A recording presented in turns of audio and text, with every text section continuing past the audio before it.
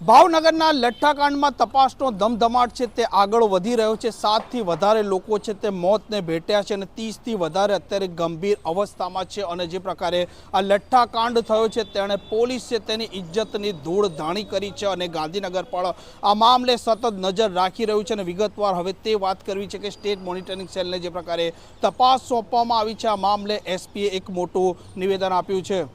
વૈષ્ણવજન તો તેને કહીએ જે પીડ પરાઈ જાનાને રે। નમસ્કાર, આપ જોઈ રહ્યા છો નવજીવન ન્યૂઝ અને હું છું આપની સાથે તોફિક ગાંચી। જ્યારે પોલીસ અમલદાર તેમના થાણા વિસ્તારમાં દારૂ જેવી વસ્તુઓ છે તેનું વેચાણ થતું હોય ને તેના પર યોગ્ય નજર ન રાખે તો આવી પરિસ્થિતિમાં લઠ્ઠાકાંડ સર્જાતો હોય છે અને ત્યાર પછી આ પોલીસ અધિકારીઓ હોય કે કર્મચારીઓ હોય તેમને ભોગવવું પણ પડી રહ્યું છે। કેમ કે જે પ્રકારે ભાવનગરના વર્તેજ પોલીસ સ્ટેશન વિસ્તારમાં લઠ્ઠાકાંડનો મામલો સામે આવ્યો છે, જેમાં 4 પોલીસ કર્મચારી અને એક પોલીસ ઇન્સ્પેક્ટર છે તેમને સસ્પેન્ડ કરી દેવામાં આવ્યા છે અને સમગ્ર તપાસ સ્ટેટ મોનિટરિંગ સેલને સોંપી દેવામાં આવી છે। આ મામલે તપાસનો ધમધમાટ આગળ વધી રહ્યો છે અને હજી પણ ઘણા પોલીસ અધિકારી અને કર્મચારી પર કાર્યવાહીની ગાજ ગરે તો પણ નવાઈ નહીં, કેમ કે ગાંધીનગર આ મામલે સતત નજર રાખી રહ્યું છે અને આ મામલામાં જે પ્રકારે સ્ટેટ મોનિટરિંગ સેલને તપાસ સોંપવામાં આવી છે તેમાં એસપી મયુર ચાવડાએ પ્રથમ વખત આ સમગ્ર ઘટના છે તે મામલે મીડિયા સાથે વાત કરતા વિગતો આપી છે।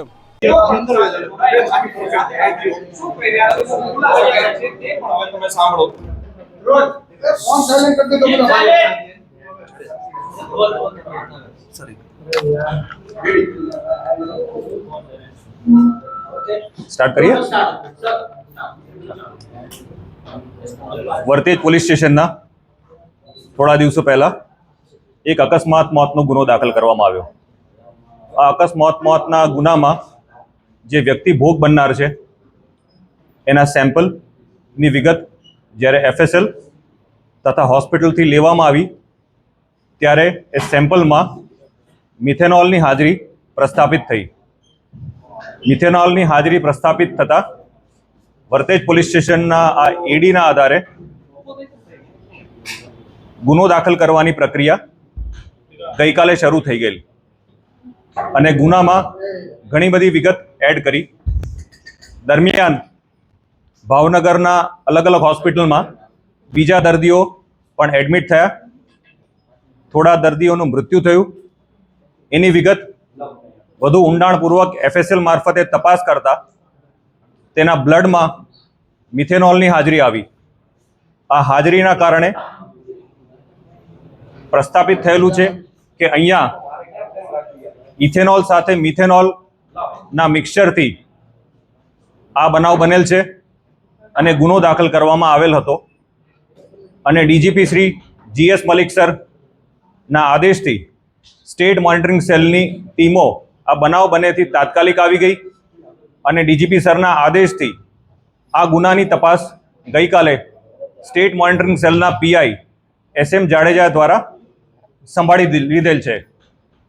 આ બનાવ જે દિવસે શરૂઆત થઈ ત્યારે આ બનાવની ગંભીરતાને ધ્યાનમાં રાખી અને એસએમસીની તમામ ટીમો ગુજરાતના અલગ અલગ જિલ્લાઓમાં જ્યાં જ્યાં શંકાસ્પદ વસ્તુઓ આવી હોય મળી હોય ત્યાં ટીમો મોકલવામાં આવી।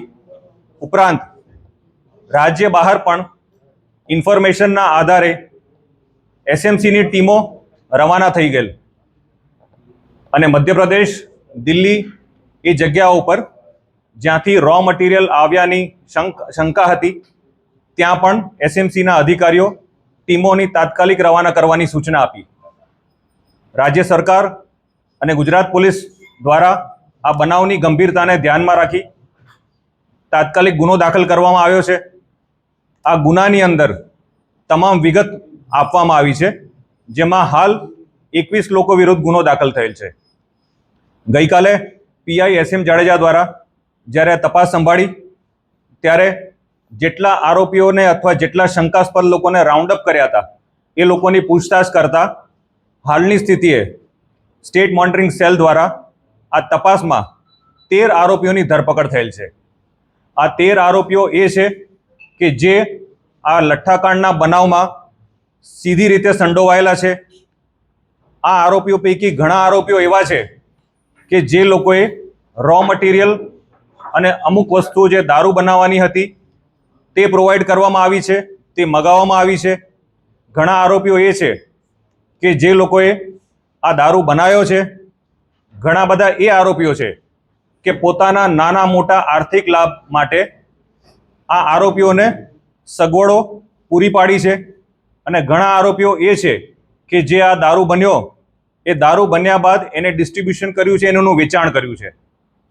પ્રાઇમરી આ લોકો જે આરોપીઓ પકડાયા છે એ પોતાના નાના મોટા આર્થિક લાભ માટે આ કૃત્ય કર્યું છે. ઉપરાંત જે અમારી ટીમો બહાર ગઈ હતી એમાંથી મધ્યપ્રદેશના ઉજ્જૈનથી જે આ બનાવમાં એક મુખ્ય આરોપી કહી શકાય એવા રહીશને ડિટેન કરીને લઈ આવ્યા છે. આ રહીશ છેલ્લા 1.5 મહિનાથી ભાવનગરમાં અને ગુજરાતના અલગ અલગ જગ્યાએ રહી અને કોમ્પ્રોમાઇઝડ ક્વોલિટીનો લીકર બનાવતો હોવાની હકીકત અમારા ધ્યાન ઉપર આવી છે. તેની હાજરી કઈ કઈ જગ્યાએ હતી ગુજરાતમાં, એને કઈ કઈ જગ્યાએ મૂવમેન્ટ કરી છે, એ કયા કયા લોકોના સંપર્કમાં આવ્યો છે, અને આ બનાવ સિવાય જે જગ્યા ઉપર એ ગયો છે, એને સંપર્ક કર્યો છે, એને મટીરિયલ મગાવ્યો છે, એને દારૂ બનાવ્યો છે, એ માત્ર આ ગુનાની તપાસ નહીં પણ એ વિષયમાં પણ સ્ટેટ મોનિટરિંગ સેલની ટીમને ડાયરેક્ટ સુપરવિઝન કરી અને તાત્કાલિક એક્ટ કરવાનું ડીજીપી સરની સૂચના છે. જ્યારે વર્તેજ પોલીસ સ્ટેશનનો બનાવ બન્યો ત્યારે ડીજીપી સરની એ ક્લિયર મેન્ડેટ હતો કે તાત્કાલિક એવા લોકોને પકડો કે જે લોકોએ દારૂ સપ્લાય કર્યો છે અને દારૂ લીધો છે, અને એ લોકોને આનું કન્ઝમ્પશન કરતા રોકો. તો છેલ્લા 2 દિવસની અંદર જે આ વસ્તુઓ બની છે, જે રહીશ અને એ ટોળકીએ આ જે લઠ્ઠો બનાવ્યો છે એ ક્યાં ક્યાં ગયો છે, એ આખી સપ્લાય ચેન કઈ છે, એ સપ્લાય ચેનમાં કોણ કોણ ઇન્વોલ્વ છે, અને લાસ્ટ બોટલ સુધી કે લાસ્ટ લીકરના ડોટ સુધી અમે લોકોએ પહોંચવાના પ્રયત્ન કર્યા છે. ઘણી બધી વસ્તુઓ અમે લોકોએ હસ્તગત કરી છે. આ જે લઠ્ઠો બન્યો એ સંદર્ભે જે બોટલોમાં પેક થયો અને જે એફઆઈઆરમાં આપ લોકોને ખ્યાલ છે કે જે બોક્સિસ બન્યા એના મેજોરિટી બોક્સિસ એસએમસીની ટીમ દ્વારા કબજે કરવામાં આવ્યું છે.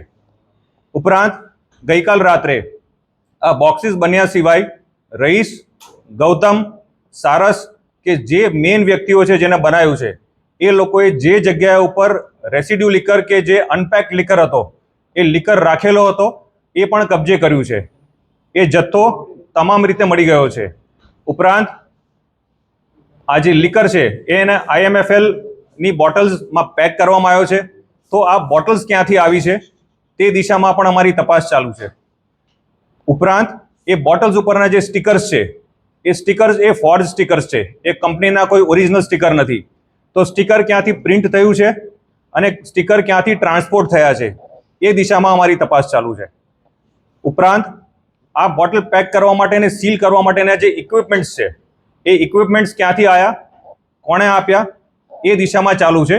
અને ગઈકાલ રાતની અંદર આ આરોપીઓ પૈકી ઘણા આરોપીઓ અને એના સગા સંબંધીઓએ આ પુરાવા નાશ કરવા માટેના પણ એફર્ટ કર્યા છે.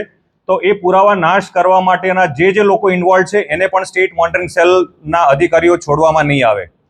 આ આખા સર્કિટની અંદર અમને જે પુરાવા નાશ કરવાનો પણ જે એંગલ મળ્યો છે એ આજે નામદાર કોર્ટની અંદર અમે પુરાવા નાશ કરવાની સેક્શન પણ એડ કરશું. જે એફઆઈઆર આપના દ્વારા જોવામાં આવી છે અને આપના સમક્ષ મૂકવામાં આવી છે ઈ ગુજકોપ ઉપર, એ એફઆઈઆરની અંદર પ્રોહિબિશન એક્ટ અને અન્ય કાયદાઓ હેઠળ જે સૌથી કડક સજા થાય એ પ્રમાણેની સેક્શન લાગી છે. એ સેક્શનના અમે લોકો પુરાવા એકત્ર કરી રહ્યા છે. અને આજે 13 આરોપીઓ છે એ 13 આરોપીઓને અમે નામદાર કોર્ટમાં રજૂ કરી અને એના રિમાન્ડની પ્રક્રિયા કરશું. રિમાન્ડની પ્રક્રિયા મેળવ્યા બાદ આ આરોપીઓ ગુજરાતની બહાર જે જગ્યાએ ગયા હશે, જે જગ્યા ઉપર એ લોકોના કોન્ટેક્ટ્સ હશે અને એ લોકોએ જ્યાંથી રો મટીરિયલ લઈ આવ્યા છે એ તમામ દિશામાં અમે તપાસ કરીશું. ઉપરાંત એ લોકોના ટેકનિકલ પુરાવા, એ લોકોના સાયન્ટિફિક પુરાવા એ તમામ એકત્ર કરશું. આ વિષય ઇન્વેસ્ટિગેશનનો છે.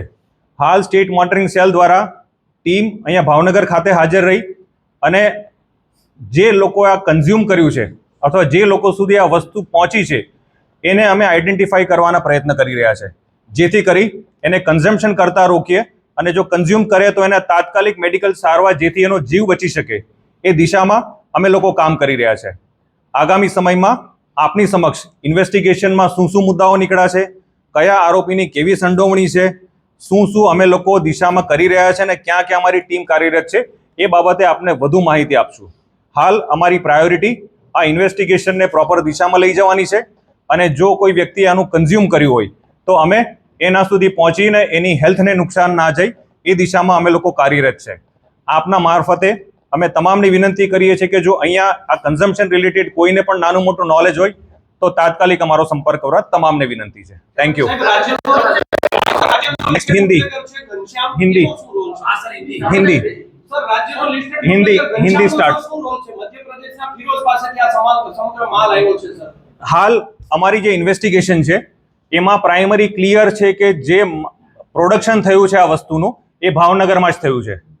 કોઈ પણ દિશામાં જો કોઈ એવું કહેતું હોય કે અન્ય કોઈ જગ્યાએ થયું તો please do not follow such circumstances. માત્ર ભાવનગરમાં રો મટીરિયલ આવ્યું છે, ભાવનગરમાં જ એનું પ્રોડક્શન થયું છે. ગૌતમના ઘર એક એવી જગ્યા છે જ્યાં એની પ્રોડક્શન ફેક્ટરી તરીકે આપણે આઈડેન્ટિફાઈ કરી છે અને એ બાબતે એના પુરાવા અમે લોકો એકત્ર કર્યા છે.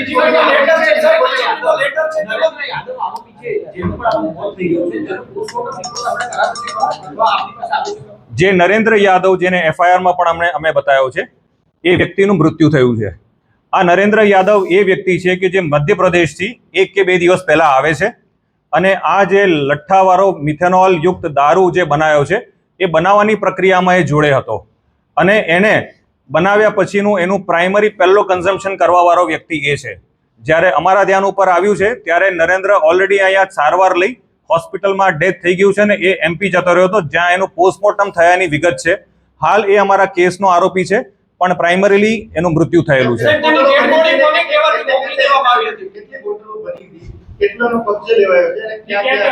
હાલ જે તમે એફઆઈઆર જોશો એફઆઈઆર ની અંદર અમે ડિટેલમાં કેટલું પ્રોડક્શન થયું છે એ કર્યું છે.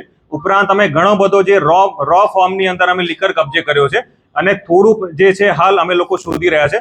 તપાસનો વિષય છે. Within a day or two હું તમને એક્ઝેક્ટ ફિગર આપી શકીશ.